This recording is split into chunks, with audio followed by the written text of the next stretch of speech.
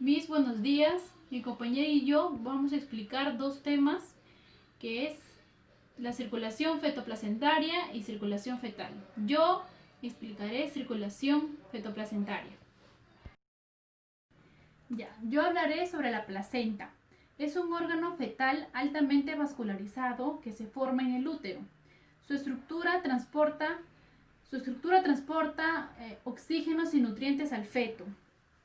También tiene un metabolismo como por ejemplo la síntesis de glucógeno, que también se encarga de la secreción hormonal.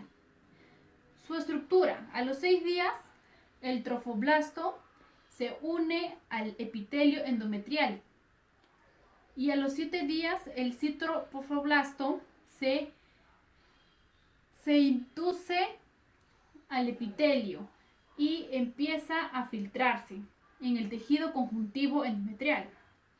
Encontramos dos caras de la placenta, la cara maternal y la cara fetal. En la cara maternal, su color es como oscuro, y en la cara fetal es de color gris brillante por el líquido amniótico. Su grosor es de 6 a 3 centímetros y pesa de 280 a 600 gramos. El cordón umbilical está compuesto por dos arterias y una vena. Se forma entre la quinta y 12ª semana de gestación, ya que provee al feto los nutrientes y oxígeno que necesita. Tiene forma helicoidal y en general el cordón umbilical mide de 50 a 60 centímetros y está rodeado por un tejido conjuntivo laxo, mucoide o conocido también como la gelatina de Wharton, y este impide que se enrede el cordón umbilical.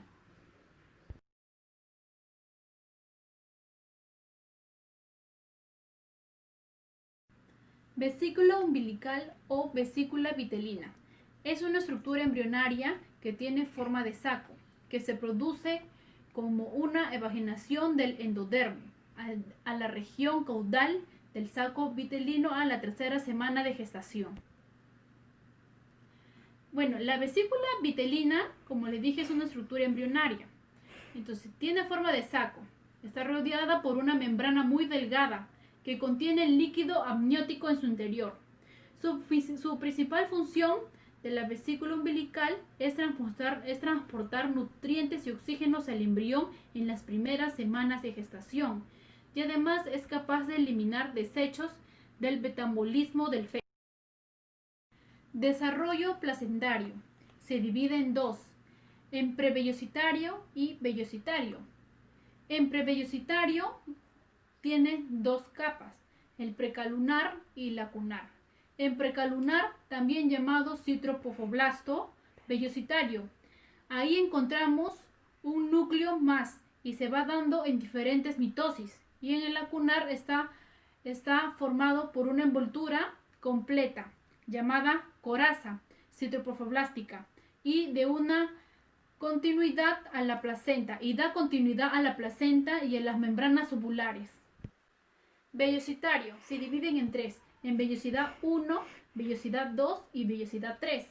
En vellosidad 1 son proyecciones citoplofoblásticas a finales de la 2ª semana de gestación. Vellosidad 2 es una zona mesénquima que aparece en el interior de cada vellosidad en exposición. Y vellosidad 3 son ramas que aparecen en la 3ª semana de gestación y atraviesa cada vellosidad. Membranas ovulares son membranas que están junto con la placenta, que forman el saco que contiene el líquido amniótico del feto, que se divide en tres capas: el amnio, corion y decidua. En el amnio es una cavidad amniótica donde se encuentra el líquido amniótico que se amortigua y facilita el crecimiento del feto. El corion, que se divide en dos: frondoso y leve.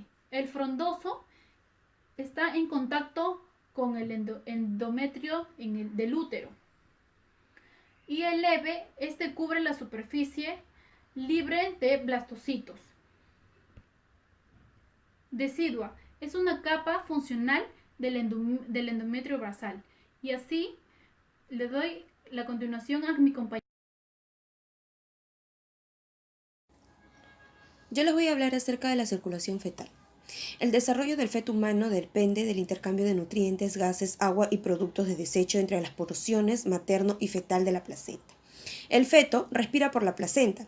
La sangre es bombeada a través del cordón umbilical y la placenta evitando el contacto con pulmones del feto. Cuando el feto está aún dentro del útero, la sangre entra al feto a través de la placenta por la vena umbilical. Adaptaciones de la circulación fetal. Arterias umbilicales. Las arterias umbilicales llevan sangre desoxigenada del feto a la madre. La vena umbilical lleva sangre oxigenada desde la madre al feto. El conducto venoso es un cortocircuito a través del hígado que lleva sangre desde la vena umbilical hasta la vena cava inferior. El conducto arterioso es el cual va a comunicar el callado de la aorta con el tronco pulmonar. El 5, que es el foramen oval, comunica las dos aurículas, tanto izquierda como derecha.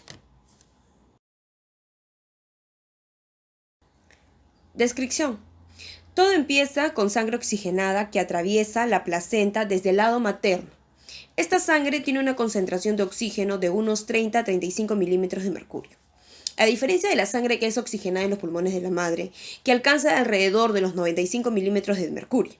Es decir, la sangre que es expulsada en el ventrículo izquierdo desde el corazón de la madre, el 50% de la sangre que es ingreso a la vena umbilical pasa a la circulación hepática, mientras que el otro 50% desvía para evitar el hígado.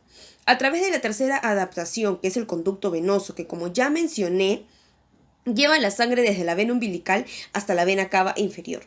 Una vez esa sangre en la vena cava inferior se va a mezclar con el contenido de la sangre que retorna de la parte inferior y abdominal del feto.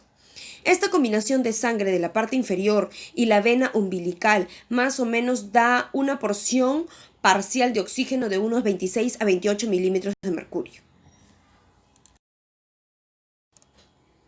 Al momento de nacer. ¿Qué pasa al momento de nacer? Pasa que al pasar por el canal del parto se exprimen los pulmones, se corta el suministro de oxígeno, corta el cordón umbilical y se excluye la placenta de la circulación. Se hace la primera respiración. Al haber más oxígeno con las resistencias pulmonares, suben las resistencias aórticas, se cierra el foramen oval y el conducto arterioso. Los pulmones realizan el intercambio gaseoso.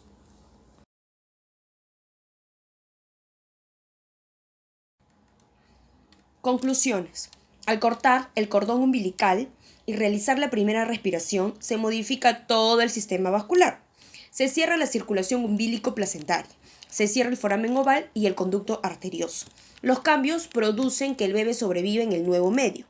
Las estructuras vasculares se obliteran y convierten en ligamentos. Muchísimas gracias.